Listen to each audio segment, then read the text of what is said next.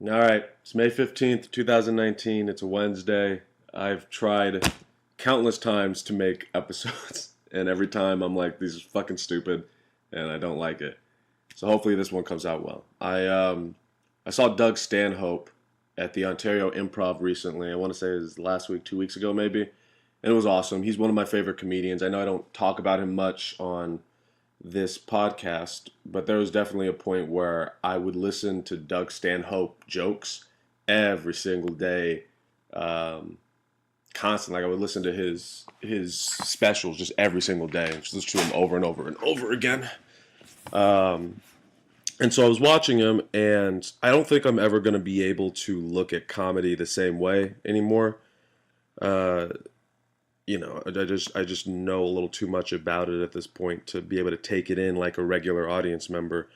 So I enjoyed it a lot, but it was in a different way. It was in a far more analytical way. But I was watching him, and the thing that I really took from him was his ability to deal with the crowd. If you don't know who Doug Stanhope is, his crowd is rowdy as fuck, to say the least. Like he's in his youth he was definitely a party guy. He's still definitely an alcoholic, and so he's attracted. But he's also really really intelligent. So he's attracted this weird mix of people, this weird like half intellectual crowd, and the other half are drunk, fringe crazy people. And the drunk fringe crazy people are the ones that are far louder, obviously. And during his whole show, it was rowdy. It's hard like if I had that experience at a show of that many people, I would have felt like I failed, like they weren't paying attention. But there was something about the way he just flowed through it. There were points where like he goes on these long rants, and there were points where the audience was talking, like they were talking amongst themselves while he was still going, and we didn't you didn't lose that energy. And then by the time he hit to that big punch, everyone was paying attention. It was amazing. I did like I'm still trying to figure out how he did it, but he was doing that, and there was this other thing he was doing where he was really selective on when he spoke to the audience or when he had to interact with them. Like there was this guy right in front of me who how do I put this? He I don't think he fully understands that he is not friends with Doug Stanhope. Like during the show, the guy was raising his glass and was yelling out, "Doug, Doug, it's my girlfriend's birthday.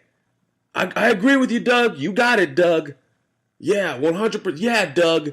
And was trying to get his attention and genuinely trying to have a conversation with him while there were 200 other people who paid to watch him perform. It was weird. It was really, really weird. And so so he was doing that. And Doug didn't respond unless it was absolutely necessary. He mostly ignored it. And for what and it I was watching those audience members who were getting ignored, and they looked frustrated, but they kind of got over it pretty quickly and went right back into watching him because they were excited. So yeah, I think I want to try to implement that a little bit. And I say a little bit because my style is obviously different than Doug Stanhope, and I'm still developing it. But I do like audience. I have a love hate relationship with audience interaction because I like it a little bit, and then I need it to stop because I want to get back to material. And what I've experienced is that when I interact with them and we go back and forth a little bit, they don't know how to let it go. Like they want to keep talking. Like just last night, I was hosting the at the Hideaway, and I don't know, I was doing jokes or whatever, and some girl yelled out. And it was about like safe words, and she yelled out pineapple because that goddamn joke won't fucking end. Thank you, Kevin Hart.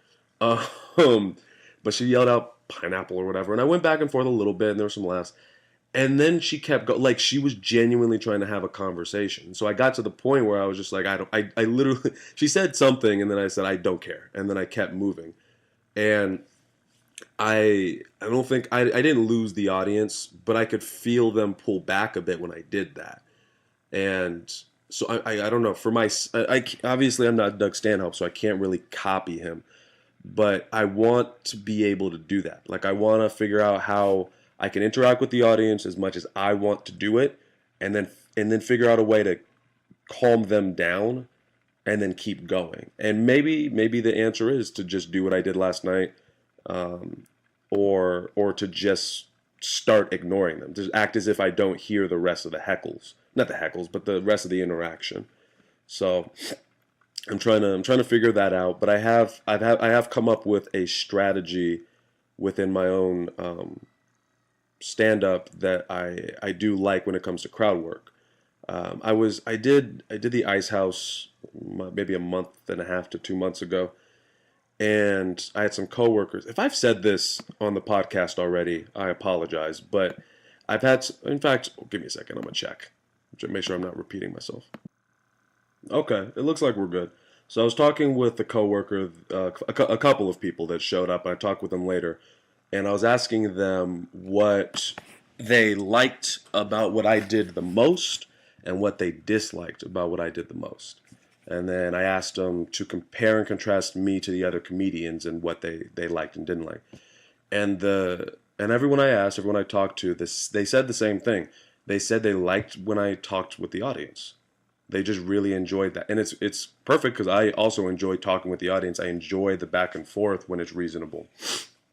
Um, and so I was asking them more on it, and the way they described it was it felt natural, and it made the audience feel like, hey, we're a part of the show, and not in that like getting roasted way. If you've ever seen the Nutty Professor, Eddie Murphy is in it. Not Eddie, fucking of course Eddie Murphy's in it. Dave Chappelle's in it, and he plays a comedian that roasts like a roast comedian that goes up and doesn't have much material, just kind of points people out in the audience and makes fun of them, which is a style, and there's nothing wrong with that style. I think that a lot of comedians pull it off really well. I just don't have that vibe. Like when I go after somebody or when I make fun of somebody, for whatever reason, it sounds too mean. It sounds mean. Like it doesn't sound funny at all.